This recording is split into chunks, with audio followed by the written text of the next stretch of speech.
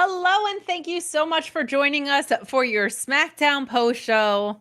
I am here with, I was going to say Mercedes Monet with this curly hair. I love this look. I love this look on the beautiful Cresta, who's been, listen, she was up early today, but she was like, you know what? The grind don't stop for me, man. Okay, I am here to talk some Smackdown with you, Kate. Appreciate her jumping in here. But get in those super chats, get in those humper chats, subscribe to this YouTube channel. We've had a busy one on Fightful Select, including the return of the thing that everybody loves most. We had a rec spec post about TNA TV rights and all sorts of things going on. A lot of contract news that has been breaking. Some exciting news. I don't think we broke it. I think AEW broke it, but Ace Austin sided with AEW. Big locking down of some people for the AEW side. Kyle Fletcher has gotten hooked in. Speaking of hooked, we had a hook scoop that he had actually re-signed last year, as well as some producer news on a couple of talent that have been taking on the producer role who have been active wrestling talent for AEW. Lots and lots of stuff. Tons of Karrion Kross updates that you guys have wanted. We heard we want Kross chance tonight. But we're going to talk about it all. Before we do, Cresta, how you doing, darling? Guys, I'm so tired, but I am here with you. My spirits may be down, but with you guys, you lift me up. I'm here. I am here. That's going to be my official corporate answer. Corporate Cresta is clocked in because the grind doesn't stop. Oh, brother. I feel like that's about where SmackDown was tonight. They were here to put on an episode. We're going to talk about what day I was sports entertained, actually. I was very sports entertained. I didn't even think I'm a Care Bear. I'm glad. Well, I'm glad you were sports entertained because you've had a long day. So if you were sports apathetic, that would be brutal. But before we even dig in, some love from the chat. Big Jim saying yes to Cresta. Kate, it seems that you're part of the two finest tag teams in the biz. Genuinely. So this is now, I'm as of yesterday in my 5th year at Fightful already. I cannot believe that I am going into year number 5. But one of my favorite things about working here is not only have I been trusted with shows most nights of the week, but getting to work with so many different people's energies and perspectives and women and men of all ages and all backgrounds. Like it's really refreshing because I don't feel like I'm in the same groove any 2 days of the week for the most part. It's really, really fun, but I've loved having Cresta here on Friday nights. We'll see how much we can convince her to maybe stick around, but let's keep chatting along with Orion Ben, who says, shout out to Bangs, Cresta, Denise, Alex, Queenie, Kylie, and now Wheezy. Welcome back to YouTube for not mincing words about the Brock situation. Hoo boy. Yeah, there's been a lot of women that are, especially women in wrestling media. I feel like Alex, Queen of the Ring, did an incredible video that I recommend you guys go check out. I was debating whether to do one or not. But to bring Brock back and then to also cancel pressers so that we don't even have a voice about it directly to WWE, all in the same foul swoop, A, doesn't feel like a coincidence. B, it sure feels like all of the shots that they've taken at wrestling media and telling people to just be a fan of these things, like, feels like they don't want you believing the things that maybe our boss is reporting because it doesn't necessarily make them look great. But one thing that I'm really proud of, and Cresta, if you want to speak to anything about, we covered it last week, but further, feel free to. But I'll just say, like, I'm so blown away by how many women in wrestling media there are and how strong and incredible they are and the way that they use their voices. And don't be fooled, a lot of them are younger than me. There are some women in their young and mid-20s that don't give a crap. They are so confident and beautifully strong in a way that I don't know if I was in my mid-20s.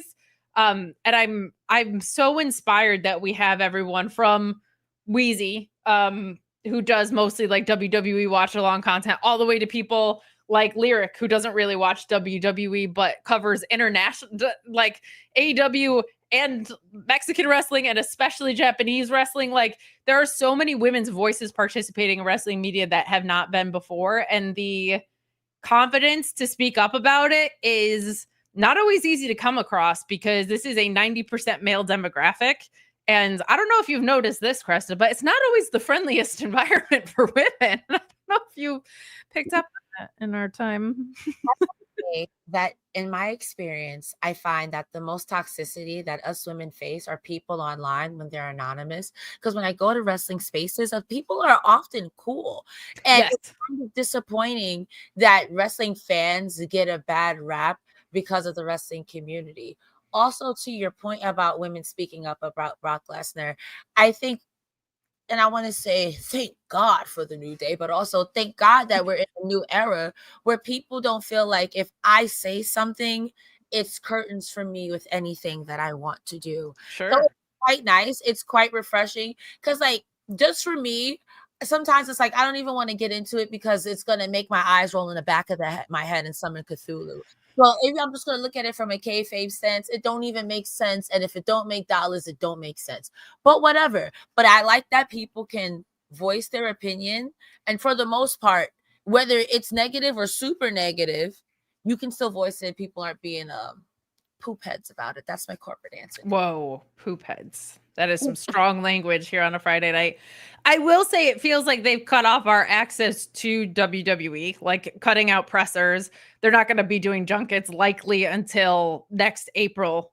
A lot of people's access was revoked in that sense. But what's so amazing is women have their own platforms that are so robust now that they're being listened to in a way that I don't think that they have before. So I'm with you on that. Like it's cool that people are speaking up a little bit more without abandon. And you're 100% right about it just being like first name, bunch of numbers, Roman Reigns or Kenny Omega avatar, talking a bunch of smack, and they usually have 3 followers, and they are all porn bots. And what if I block you, pal? Also, I feel like what if I just block you and you don't exist in my life? Also, weren't the press junkets like not a thing in WWE until AEW started doing them? Yes, that was like a response to AEW doing them. You know, it's so funny, Cresta, because there's all this like AEW is the minor leagues thing, but then they do pressers and they build relationships with Mexican company, and they build relationships with the Japanese company and Noah, and they work with TNA. And for a minor league company, they sure do emulate a lot of the stuff that they're doing a lot. I'm gonna go ahead and say you can hate the player, but don't hate the game, and game recognize game. And I see you for who you are, and you're always been that girl, WWE. You're exactly that girl who I thought you were. So, well, it's all about the game, Cresta, and how you play it. All right, so and I don't run from the grind. That's why I'm here all weekend, all Cresta, all meat. Shout out to Meat Norvis. Yeah, you know what? Speak of the devil here. Meat Norvis saying, my mic sounds nice. Check one. My mic sounds nice. Let's crank. You two look sweeter than a plate of yams with extra syrup. Hope Smackdown wasn't too poopy.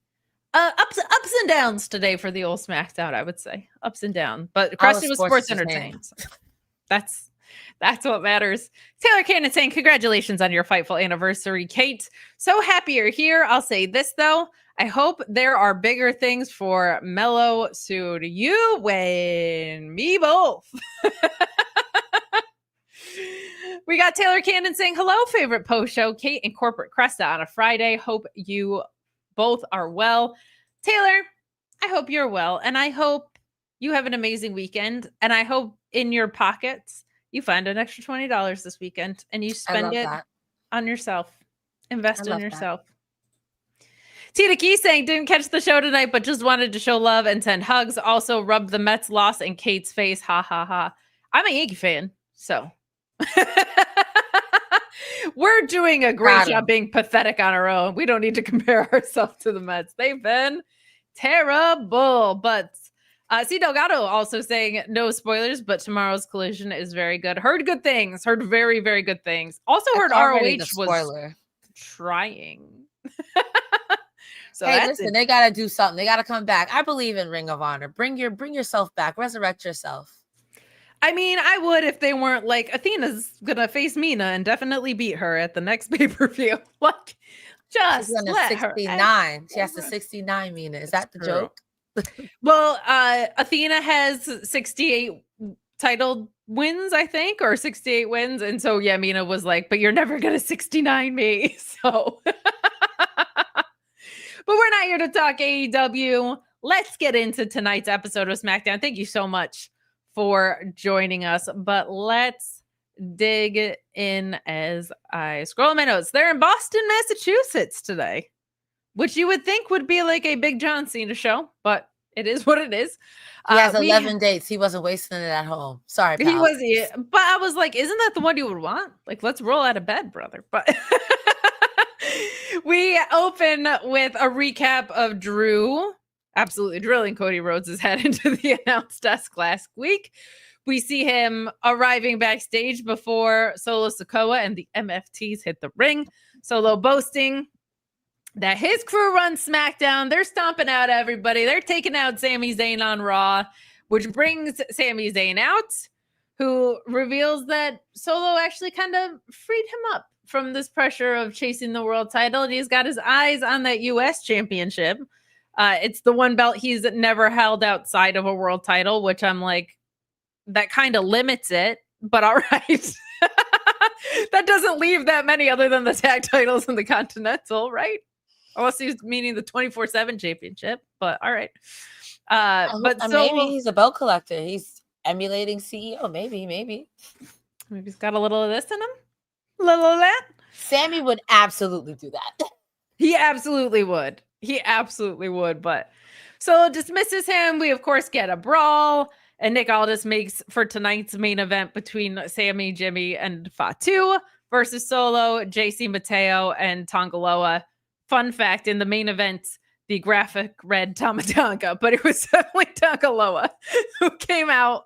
I don't have a problem with this setup. My concerns are I don't need a Sami Zayn US title picture excursion. Like, he's in the world title picture on Raw for a reason.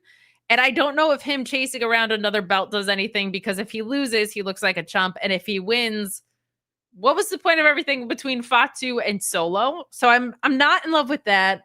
And I also am getting really tired of shows being made on the show. Like last week's SmackDown, 3 of the matches were made on the show. This week's Raw, I think 3 of the matches were made on the show. Have cards where things are in advance. Now, there were more things tonight that had been announced in advance, which is good. But I just feel like you should have a card for your show. In the segment, we also get Sammy announcing that he is a part of the SmackDown roster officially. Your thoughts and your degree of being sports entertained on this opening segment here. First and foremost, Solo Sikoa is so funny. He's amazing. So funny. He said, "Nuh-uh, I'm running SmackDown with the NFTs," and I'm like, he's very unserious, and I will say this every week. I'm very happy for him. I don't know if they were chanting for him or if they started "We Want Cross" chants, which either way, I don't know how I feel. Something works, shoot something or the other, but also cheer for Solo Sikoa, I guess. I don't know. I don't hate in the essence of Sami Zayn going for the United States Championship. It does, to your point, make the things between him and Jacob Fatu, like, I guess if you want, I guess. But yeah, the title scene is extremely crowded right now. Everywhere you look, there's like 5 really, really, really good guys. And while Sammy is a 20 in a room full of 10s, the guys at the top are 35. And that's not even, there's no fault of his own. No fault of his own. So if you take it off of Solo Sikoa, that's funny. But a match between him and Jacob Fatu, that's money. So that's my 2 cents. Come on, corporate Cresta with the catchphrase. So put it on a t-shirt. Shop. I want my 5%. I want my 5 at Fightful. I want my 25%. WWE, I want my 5% because I know it's gonna be a lot more. I love it. Yeah, I think I don't want Sami Zayn to get into the what an amazing loser category. There were times in NXT I Not an love Johnny amazing Gargano loser. so much, but there were times in NXT I was like, man, I love this guy. He's too good at losing.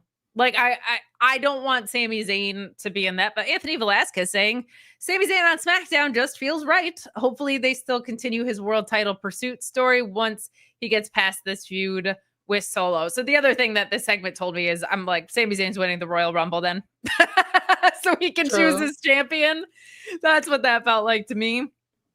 But Anthony Velasquez saying, speaking of Solo, they need to book him as a bigger threat. He always takes pins when he doesn't win. It's because of the interference. So I agree with this wholeheartedly. And I brought this up months ago of while this is going on with Solo, I would just have him squashing people along the way. Enhancement talent, NXT talent, people that are lower on the card, because it feels like Solo is the leader of the group, but also can't buy a win kind of thing. And we see the same playbook play out every time. Are you like, I don't need him to have wins to make me believe in him? Or are you like, yeah, he should be getting some W's along the way on this? Solo Sikoa? Yeah. You know, I will defer to the fact that The Miz and JBL were champions. And they did similar things. And in Solo Sikoa's case, you thinking you're the funniest guy in the room and you're laughing before you even get the joke out. He's turned the bend so far on corny that it's hilarious. So I cannot be upset. If he wins, that's great. It'll give you credibility. Technically, you have credibility for being in the bloodline, but also, it pops me every time he says, "You guys aren't doing anything." Like, brother, it's not that it is that funny because you did that. It's not that funny what you said, but because you did, he gets me every time. So yeah, you don't need to be a good heel. Hey, I hate that I am, but yes. Well, the thing with Solo too is it's funny because I watched him at NXT, and a lot of people, their first impression of him was stoic enforcer bloodline guy. And what was to me in NXT, he had this incredible babyface understated appeal about him. And so when he came up and was stoic guy, I was like, oh, I didn't know this was like, we hadn't seen this side of him before. And now we're getting sarcastic heel. And I just like, I'm impressed by his ability to transition through all of those things. And I'm glad people are gravitating to him because I feel like I saw something in him earlier than a lot of people did. Not because I'm like so great, just because I saw what he could do in NXT. So Bad Robot saying, hello, favorite post show. I still don't really know what's going on with WWE. So here to support you and say hello. Well, hello, and thank you for the support. Sami has to win the Rumble with it being in Saudi, please. Probably Roman, though. I don't think Roman, because next year is Roman's contract year, and I don't think they're going to be like assuming he's going to be around full time. So I don't know if he's going to get more like big title stuff. If The Rock wants to come to work, maybe they'll try and pull that off. But I think it's probably Sami's Rumble to win unless it's CM Punk. But I don't think Punk needs a Rumble win to get into a championship program. But CM Punk's also never won the Royal Rumble. So they might want to do that. But it feels like Sami's. I will stop you in that moment and say, when has that stopped WWE from having someone win the Rumble who doesn't need it to be in the championships?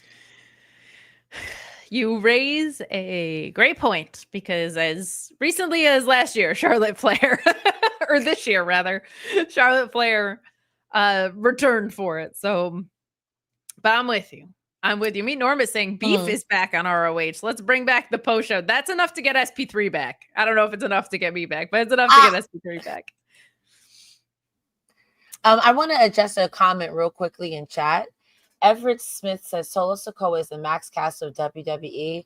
I dare to say he's more the Ricochet because he's really corny. He's got a bunch of thugs behind him. You know what? I love that comparison. Speaking of Max Caster, thanks for the easy plug.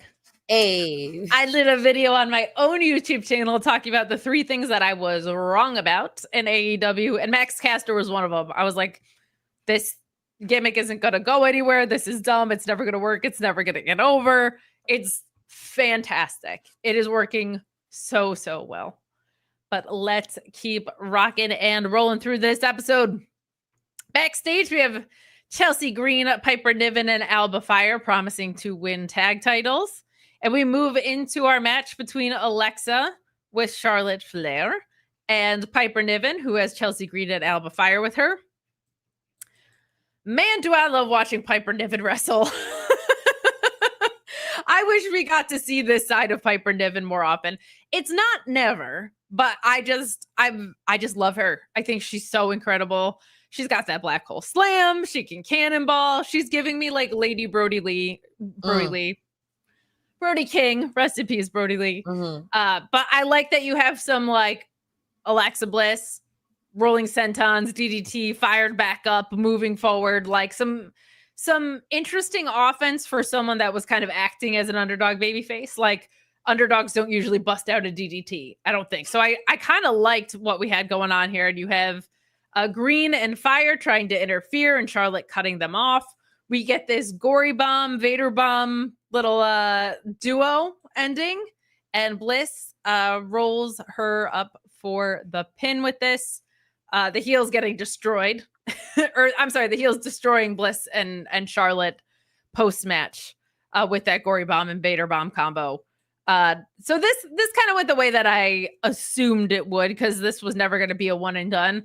I think mixing Chelsea's personality into this duo with Charlotte and Alexa that's been working so well is a good call. Like I think that's a smart program. So I'm not mad about it. This was perfectly suitable. I love watching Piper wrestle. I think Alexa did just fine holding her on. Kind of paint by numbers, but the numbers added up to something that made sense. So I'm not too mad about it. How about you? So I lived for this match, except for one thing, and I'll do that at the end. First, the pre-match. I don't know if you've ever seen that meme where the mom busts in the room and says, "Which one of you took a S word in the toilet?" Disgusting. And I peeped that was how Piper Niven said it in the pre-match. And I popped. That popped. If Piper popped the boys in the back, I was the boys in the back. It popped me. I thought that was really funny. I also really liked Piper Niven in the ring tonight. Not to say that she was ragdolling Alexa Bliss, but for 90% of the match, she was kind of ragdolling Alexa Bliss. And whether that was Alexa just selling like, "God damn, stop," or if that's just Alexa, "God damn, stop," I was sports entertained. You know what I mean? My only complaint here is right when Alexa starts going and she gets a little something, Piper knocks her down. Okay. Right when Alexa gets going again, she wins with a roll-up. I think we can have our tag team champion win with a little bit more than a roll-up, you know, and it was a roll-up and then, wow, I'm surprised I won. What you mean you surprised me? I don't know. That's my only complaint. But overall, I thought this was great. And I agree with you about Chelsea Green and her personality with these guys, because Charlotte Flair normally would be like, "What the is this?" But I like it because Chelsea's going to be on her. And I live for this, actually. I agree with you. There are certain complaints about the Vince era that have snuck back into WWE programming so hard. Constant DQ finishes. There have not been a clean, I can't even say clean, a non-DQ finish on Raw since July 14th, a month ago. And that was a gauntlet match that had interference in it in the main event. Having to look it up to make sure you had your stats right. I'm screaming, Kate. I heard it from Jeremy Lambert, so blame him. But I actually catch in the weeds every weekday morning with Jeremy Lambert and either Joel Pearl or SB3. They do a phenomenal job with that show. We don't talk about it enough, but a wrestling morning show that's not busted open. Yeah, we got one right here on Fightful, but go to Fightful Overbooked. But like the DQ finishes, the constant roll-ups, the constant interferences, these are things that wrestling fans vocalize their complaints about by not buying tickets anymore and tuning out of the product. So I don't want to see them come back. I will say Alexa rolling up Piper is something that like feels like she did it opportunistically. Like Mhm. the disparity in size is so much that I buy that she used that to quickly escape and try and win a match. So not mad about that. Not mad about that. But if that's your only complaint about the match, let me tell you something you're gonna have like no complaints about, my friends. That's NordVPN, baby.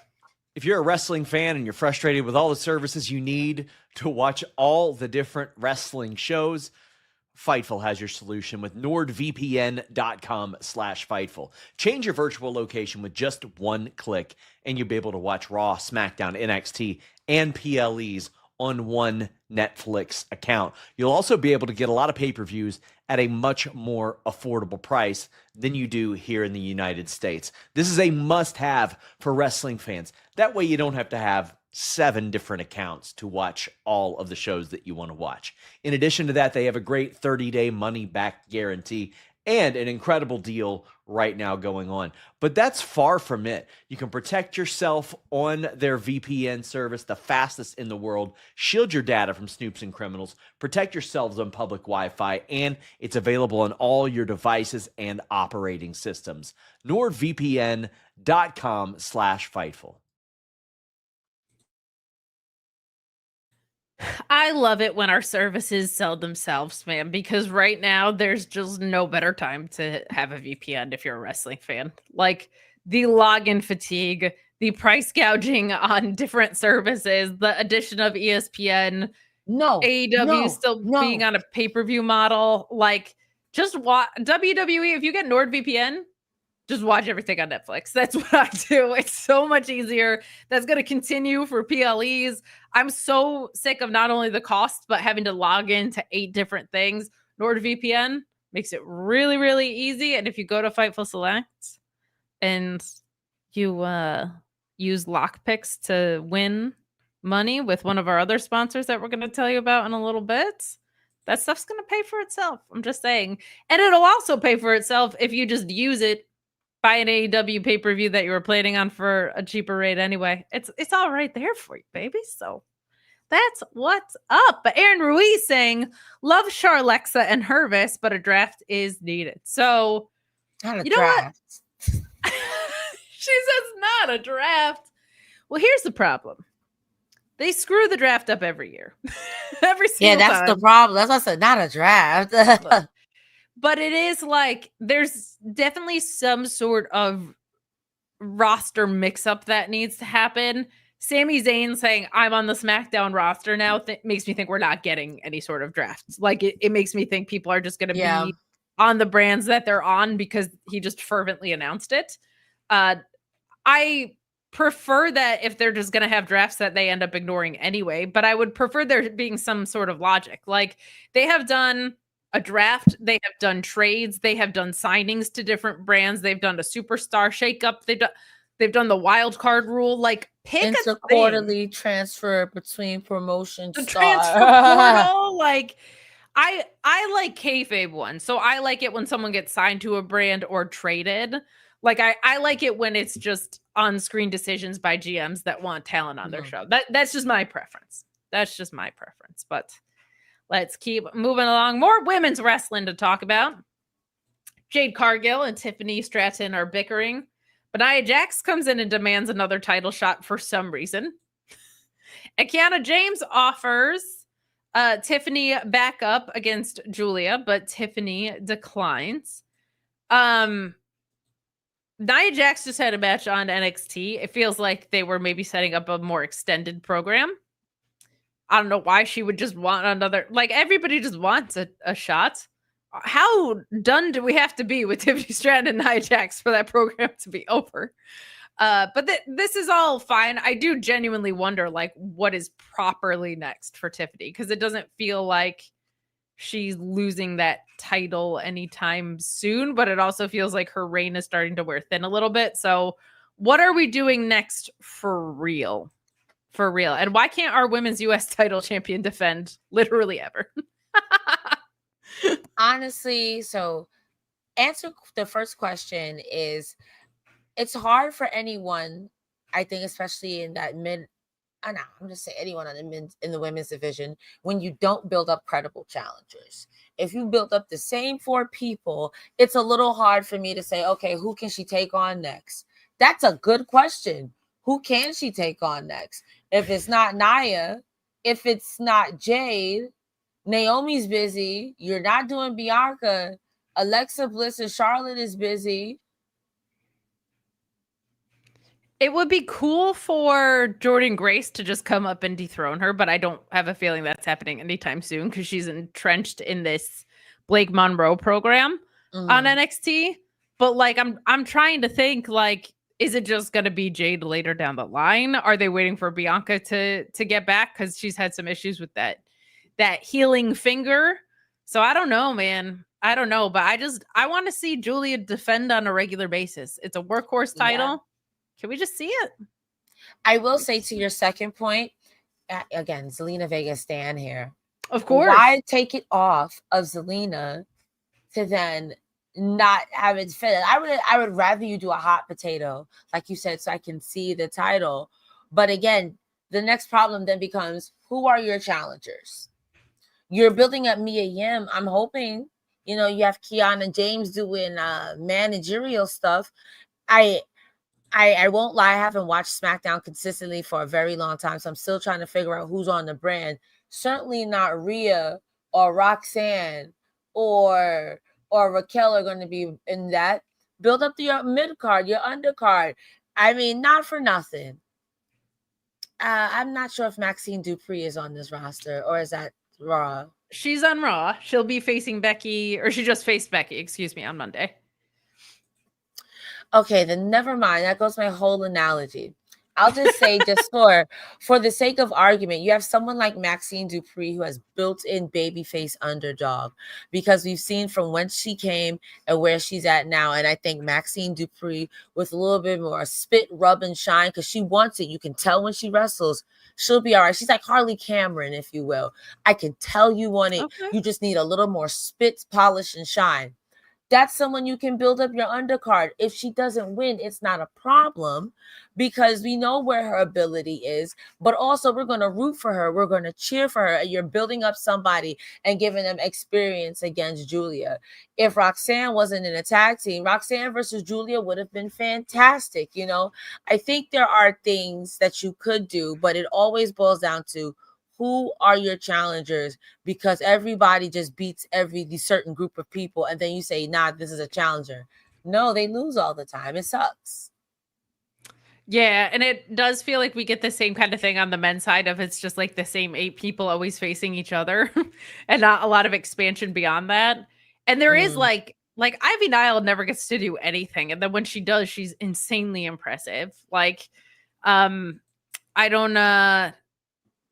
know. I think Maxine still has a long way to go in the ring, but everybody is giving, like, putting their faith behind her. You know what I mean? There's been a lot of main roster names. Yeah, you can tell she wants it. Like I'm not saying that her and Harley are like the same, but you can tell that they both really want this. And that's the comparison I'm trying to make. Like you can tell when Maxine wrestles, she's like, I'm gonna make somebody proud, damn it.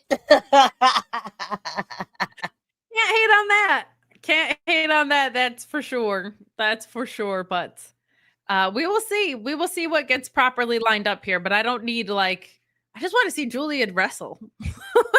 Yeah, and I want a proper challenger for Tiffany. Maybe Bailey. Agreed. Bailey's about to do something. Maybe she goes somewhere else and does a flip-flop invitational cross-brand promotional. She went a little nuts on Monday. I don't think she's like, well, I guess I'm on this brand. She's gone Looney Tunes, man. So we'll see. She had a creepy ass giggle. She hanging out with Malachi Black in that closet, picking a fight with somebody. Like it, yeah. I don't know what's going on. But guys, keep those super chats and humper chats coming. Thank you so much for your support so far. As we move along here, we get Axiom versus the Miz and Carmelo.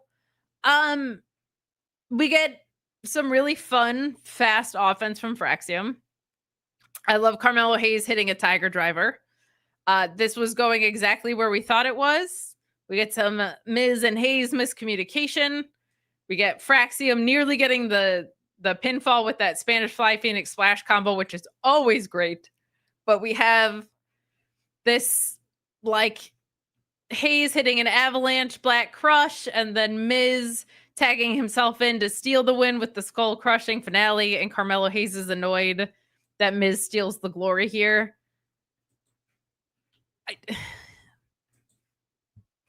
That the Miz went away and he came back, and Carmelo was like, I don't want to hang out with you, and the Miz was like, but we're gonna. Like, why doesn't Carmelo Hayes just piss off, man? Like, I don't understand why he's going out there for the match.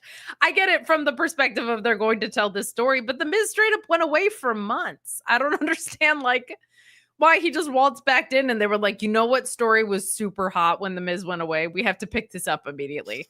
This has literally always been bad. It has only been bad. When I see Carmelo Hayes, like, show out the way that he's capable of, I get more and more frustrated that he is not being pushed as a star, because like he's a complete wrestler. He can promo, he's cool, he's got the in-ring down. Like, I'm like, what are they not seeing that I am seeing, or vice versa? Like, what is it that they think is missing to trap this guy in this program with the Miz for literally months? I don't know. But you were more sports entertained by this episode in general than me. So did you like this? I kind of wanted to actually see more, because Axiom and Carmelo are so great and the Miz plays his role super well. I was kind of hoping this would like kick into another gear that didn't kick into. But what did you think about this? I am an ethical Miz hater. So let me say that everything I'm about to say is in regards to kayfabe. So put your pitchforks away. Man. Oh, I have to sneeze. Hold on 1 second. We'll allow it.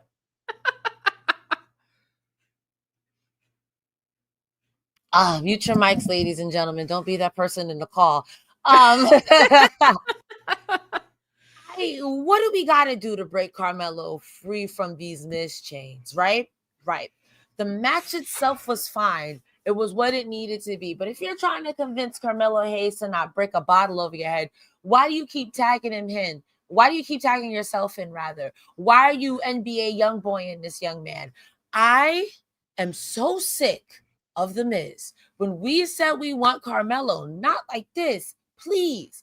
The match itself was fine. Yeah. He did his old trip and push for the win. But at this point, like you said, if I'm Carmelo Hayes, I'm taking a walk.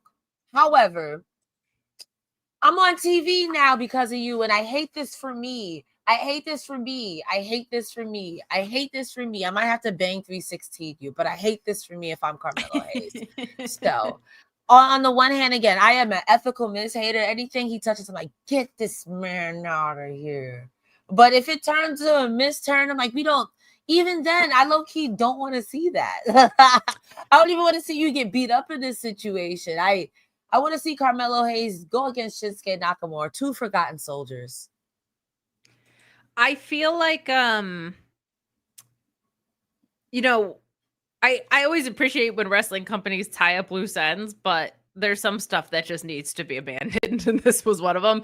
I'm glad that the story is at least leading toward a Miz and Carmelo split, but I was like, they weren't together that long, and the Miz flat out disappeared. Like, this doesn't need like, oh, the story continuity. I'm like, what are we doing? Why is this the story that they care about that with?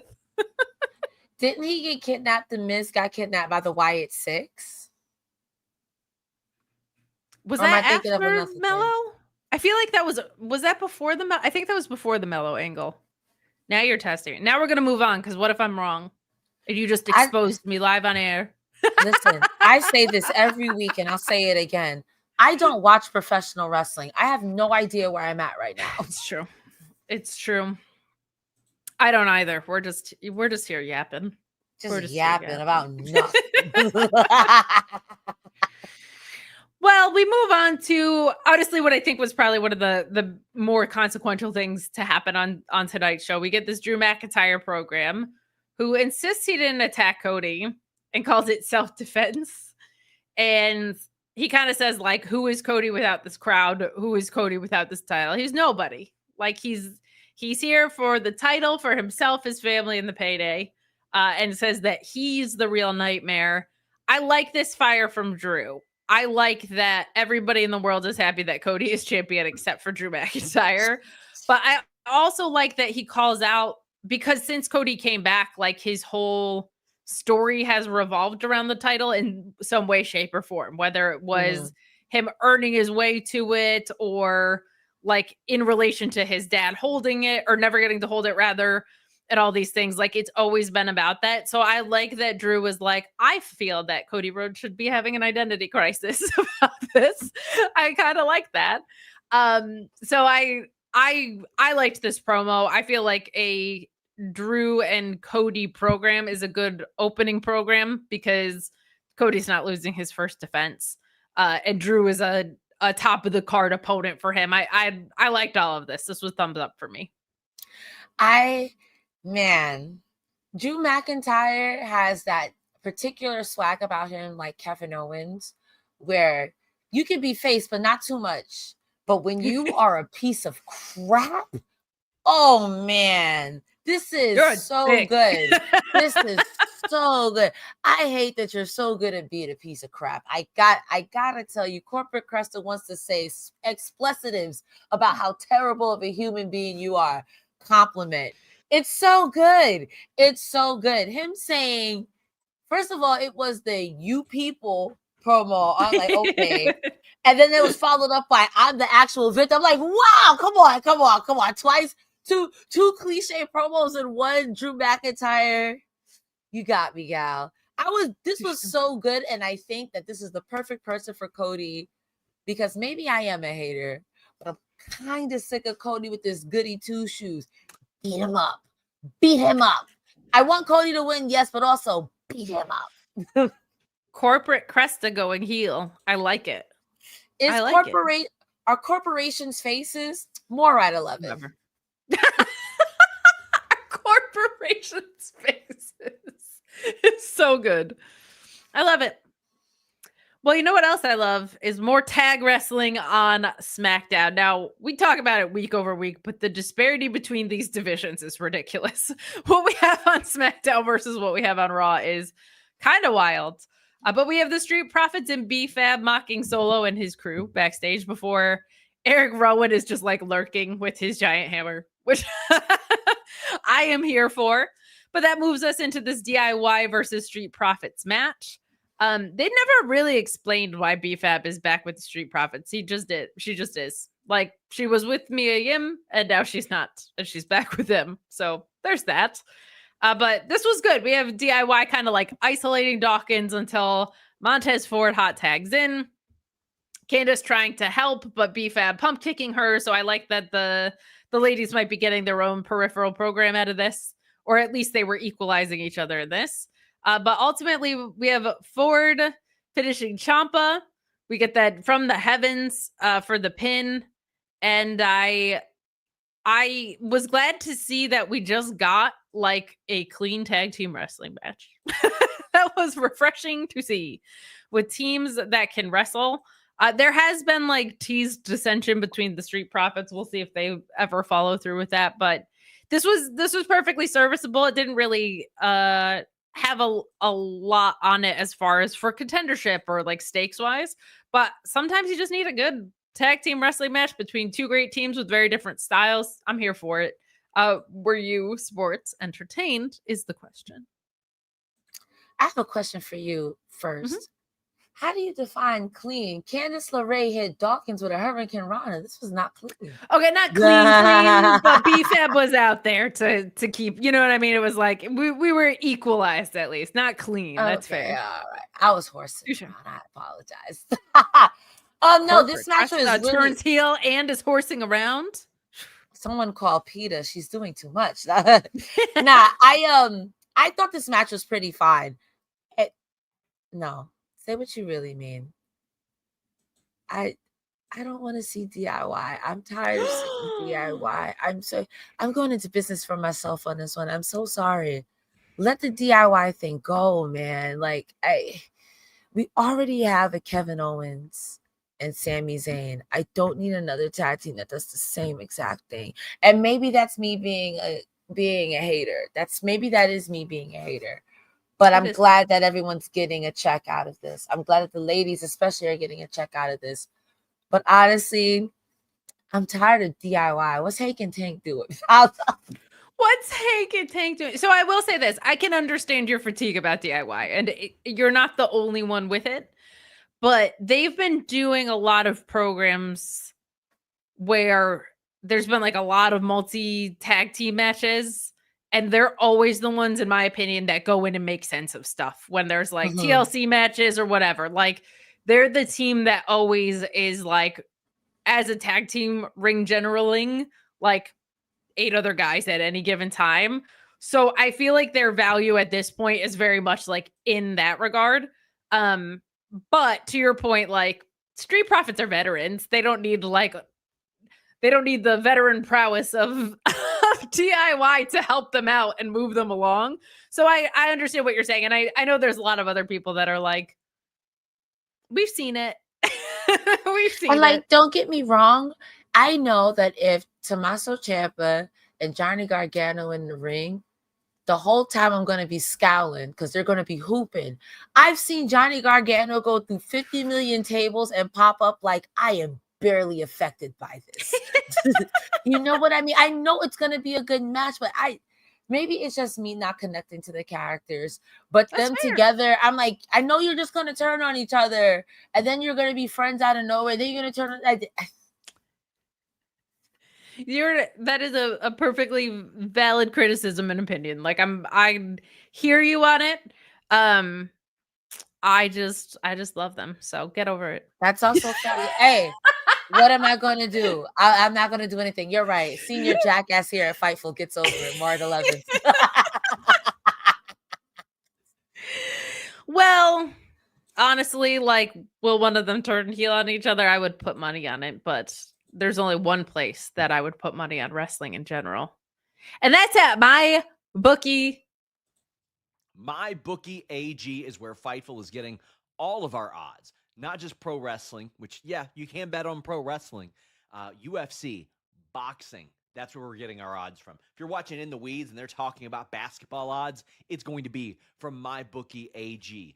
Use the code FIGHTFUL, get a $50 bonus when you deposit $100, or get a $100 bonus when you deposit $200. Check it out. If you think you know more than the average wrestling fan, head over to MyBookie. They have some odds up all the time for upcoming events, whether it be WWE, AEW, anybody. Make sure you check them out in addition to their other fantastic deals. They've been around for quite a while, very reliable. MyBookie AG. Use that code FIGHTFUL. Now, only bet what you can, and please bet responsibly, but head over, see what lines they got now. Not just for pro wrestling. Maybe you're interested in baseball, football, basketball, soccer, or just football again, right? MyBookie AG. MyBookie AG, best place you can bet on pro wrestling. Stay tuned to our social media as well. We have kind of what the odds are on things in graphic form for y'all, so you can stay up to date. But head over to MyBookie AG to see what is open, the odds. You know what? Let's see if anything's open. We had UFC odds for you as well that you can check out, but they will be all over this stretch of programming that we have coming up. So check it all out. But we get a backstage of Carmelo Hayes demanding his U.S. title shot and the Miz interrupting. And Motor City Machine Guns butts in. And we have Miz and Hayes versus Motor City Machine Guns next week. They have done an incredible job at making Motor City Machine Guns one of the best tag teams in the world feel extremely medium. What have they done to my boys? It was so funny because when we had Cardoza on here, he was not really a follower of Motor City Machine Guns. He'd mostly been watching WWE and AEW. They weren't popping up there. And so the joke we had was like how they were so young and up and coming because they were brand new to Alex. And then I have my TNA gal who has been covering them for a while, seen them for years. Like, and I like the switch in dynamic, but I'm with you. I feel like they came in hot. They won the titles very shortly after they signed, but right now they just kind of feel like guys. If that's the stage of their career that they're in, if that's the role they're supposed to be playing, that's cool. And they always show up in the ring, but they just kind of feel like guys to me. We'll see what comes of this tag match. I'm hoping the next evolution of Miz and Hayes splitting is where we're at. But any thoughts on this, or wait and see next week? How do we get Carmelo Hayes out of this Miz vortex? I asked again to the crowd. Number one. Number two, my favorite quotes of this: "Are you him or are you his?" Also, that was pretty great. More like Motor City squirt guns. You guys can't make an impact. And I was like, all right, you ate that. And I think Shelly said, all right. Funny, you're real funny. And again, I root back to number one. What do we got to do to get Carmelo Hayes out of this Miz vortex? Because even then, like, I don't want you're going to beat up the Miz, okay? Or the Miz is going to get some other lackey who doesn't watch the product, I guess. Maybe I'm a hater. I am a hater. Watch the product. You're corporate Cresta. It's not your job. Right. Your job is to protect the company. And if this is how you have to do it by being a hater, I respect it, quite frankly. I respect it. But we're moving along through this. Not a ton else to talk about outside of the main event. A couple backstages. So last call for super chats and humper chats. You guys have been great with the supports all night. We get this recap of John Cena and Logan Paul. We have R-Truth giving this oddball interview before Aleister Black confronts him. And R-Truth is Ron Killings, whoever this man is kind of teasing this multiple personalities gimmick. And not to whatever, but I alluded to this the past couple weeks. Because at the media junket, if you asked Ron Killings a question, he responded as Ron Killings. If you asked R-Truth a question, he responded as R-Truth. And I really like this idea that he would be happy-go-lucky R-Truth to goat you into accepting in a match with him. And then when it's time for the match, Ron Killings shows up and all of a sudden it's this holy crap version of him. I think it's a really interesting character, and it's not one that everybody could play, but he has the ability for it. Like that is like, feels like an R-Truth Ron Killings wheelhouse kind of evolution. So that's why I know a lot of people were frustrated because they were like, did they retcon that? Did they just pretend it never happened? But I was like, I'm going to be patient on this because I got a sneak preview at the junket, I felt like. So it seems like we're headed in that direction. Do you have an interest in that? Or are you kind of like, pick a lane, buddy? I don't mind the schizophrenic thing if that's what he's gonna do, or the split personality. I don't know what the politically correct term is. I apologize. But my follow-up with WWE is always going to be the follow-up. Just do something with it.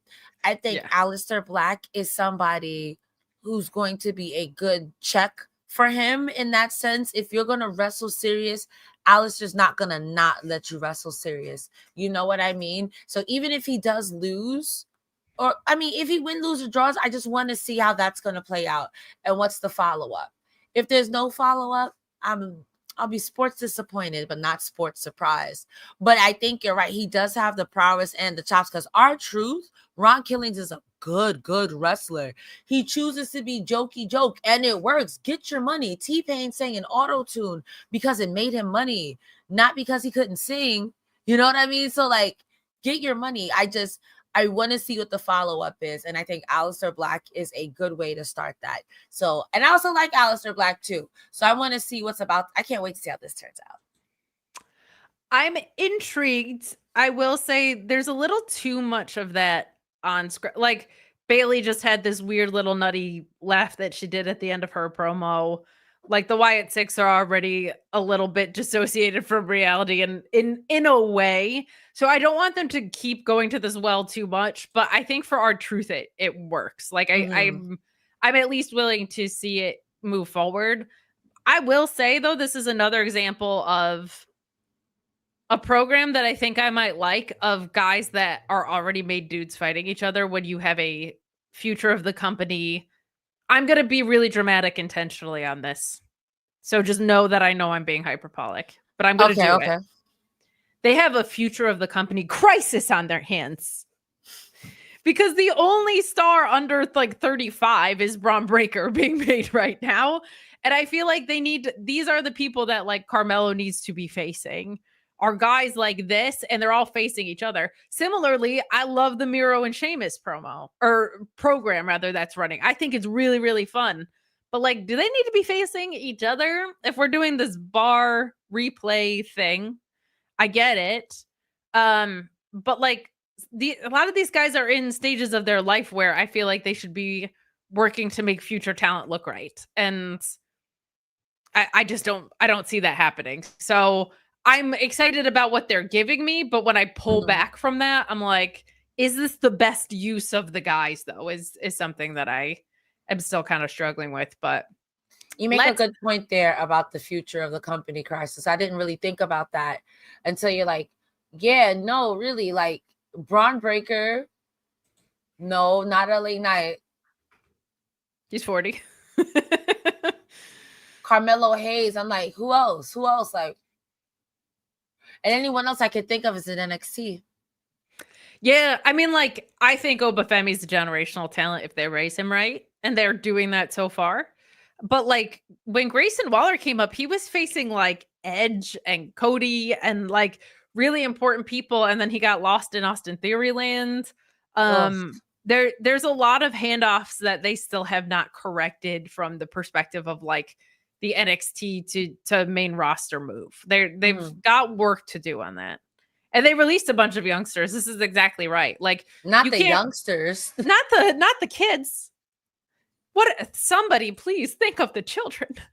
Dang, man, not the younglings. Well, let's close out because Cresta's been up early. I'm so tired, y'all. I love y'all. I love and respect y'all. But let's talk real quick about Sami Zayn, Jimmy Uso, and Jacob Fatu versus Solo Sikoa, JC Mateo, and Tonga Loa. Some good backstage work with Jimmy Uso being the linchpin in all of this, right? Like Sami and Jimmy have had a relationship. Jacob and Jimmy have had a relationship. Can Sami and Jacob trust each other? Like, do they have each other's back? And Fatu, in the way that only Jacob Fatu can, makes it abundantly clear that this is for Jimmy and not for Sami, which I think is good because I think you could see a Jacob Fatu Sami feud down the line. My only thing is both of these guys are faces. Jacob Fatu is a really big, intimidating face, but everybody's cheering for him. But this was fine. This was much cleaner than anything we've gotten on Raw in the past month, so I'll take it. But we get the heels kind of toying with Sami Zayn early with some cheap shots, but we get that tornado DDT and we get a tag into Fatu, and Jacob Fatu as a hot tag is fun as hell because he goes wild. Sentons, headbutts, avalanches. Oh my, like this was so much fun. You got Jimmy diving onto JC Mateo. You got Fatu with a pop-up Samoan drop on Tonga Loa, who crucially is not Tama Tonga, despite what the graphics said. But Tonga Loa countering a Swanton with the knees, and Solo nearly winning with the big splash, but Sami hitting the exploder in the corner and the haluva kick. We do have a chat here that says, shout out to Talatonga and Wildawonga. Some of these names are just like, you know what? I'm gonna mind my business. You know what I mean? But I'm looking suspiciously, but I'm going to mind my business. I love it. I thought this was fun. I think there's intrigue, which I like, but it's a little confusing to like, hi, I'm Sami Zayn. I'm on this program now, even though I've been obsessed with the world title picture for the past, and the people in it for the past few months. But like what they gave me made wrestling sense. I won't deny that. That was fine. No, I'll agree with you there. It's just, in that sense, it is incredibly frustrating because I'm one of those people who are on the Sami Zayn train of, when is he going to win the big one? Let's put a big one on him. Don't be afraid. And I feel like every time he even sniffs it, they're like, be gone, foul demon. So I'm like, okay, fine. I don't mind a Solo, a consolation prize. I'm sorry. This match between them and the NFTs, between Jacob Fatu, Jimmy Uso, and Sami Zayn and the NFTs was really, really good. I won't lie. I kind of live for that Solo comedy, like everything he does. Like, brother, you really think you HBK in the 90s? Like, and then who am I? Who am I to tell him? Because you can't tell him nothing he's HBK in the 90s. That being said, I don't know, man. Sammy, if you're gonna pin him, you should at least let him win. What is Jacob doing then? If Sammy pinned Solo, then does that mean now Jacob got beef with Sammy because you took what I wanted? How Sammy not trustworthy? He was getting beat down by Roman, bro. He's free. He's Dobby. He is free now. So he's not getting beat down by Roman no more. He's proven that he's trustworthy. So I don't know. But it's also Sami Zayn. Sami Zayn, Kevin Owens is a not trustworthy one. So I don't know. It's a mess. That's a mess over there in that regard. But if you don't think about it like that, I was sports entertained. I think now I'm like nervous Sammy's gonna win because they might want to keep Fatu heel, but just ride the wave of what the crowd is giving you. Like I don't want Sammy to win so that we can transition it back to Fatu when you could just have a hot potato between Solo and Fatu. Now that we're saying it out loud, I'm like, what company is this? That'll be a triple threat, of course. Of course it'll be a triple threat. This is WWE. Yeah. That was goofy of me. I forgot who I was talking about here. That'll be a triple threat. They'll be clashing in Perry or something. So that's how that's gonna go. But that was our show tonight. That was our main event. A Sammy win. I can't really complain about a main event. I'm such a Sami Zayn sicko. Like I love watching him wrestle. I buy into him every single time. So don't let me down at Royal Rumble. Let's make this Sammy's moment and time. But it is Cresta's time to call it a day. She's got some really fun content coming out for you guys. Not mine to say. I don't want to get in trouble with HR, but Cresta, where can people find some fun stuff that you might have coming up? In my bed. That's where you can find Cresta Star right now. Well, be careful. You don't want to tell the internet that they can find fun stuff in your bed. They're going to get weird on you. It seems that I have made a grave error in my speech. No, guys, thank you so much for being here. Kate, thank you as always for having me on the Smackdown show. You guys are always so kind and welcoming over here. I have some cool stuff coming out. I can't say too much soon, but I will say that I met a really cool wrestler today and I'm on cloud 9. I've been up since 6 a.m. I'm so incredibly tired. I'm here every Saturdays and every Thursdays going over the TNA show and the AEW Collision show with Rick and Iridian on Saturdays and Joe Pearl on Thursdays. We won't be live tomorrow. As you can clearly see, we weren't live tonight for the Emergence show. We won't be live tomorrow for Collision, because I think Collision was pre-recorded on Thursday. But it airs tomorrow. Oh, I lied. I don't know what's going on. I'm tired. I've got 2 brain cells and 2 + 2 makes 9. Follow me on social media. It's Cresta Star everywhere except for X, where it's Cresta the Star, like making the Stallion 2 E's, because I'm not going to say that, so I make another grave error. You guys have been fantastic. I'm ready to go to sleep in my Macho Man onesies.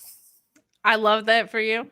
That's Cresta with the double E's. That's all I'm going to say. But you can catch me at Miss Kate Fave on social media. I have a full week of content coming out for you guys next week that I think has some fun stuff on it. But my latest video was about 3 things that I was wrong about with AEW. So you can go over there and check that out. But we're going to have some WWE related content coming out over there as well. So Miss Kate Fave on social media and YouTube. We're going to get out of here. Have a safe and wonderful wrestling weekend. Stay tuned for the Collision post show, which maybe Cresta will be at if she's not too tired. We're going to find out together. I feel like that's beautiful. And stay tuned for Grapsody as well. We've got content for you all weekend. We'll see you next week.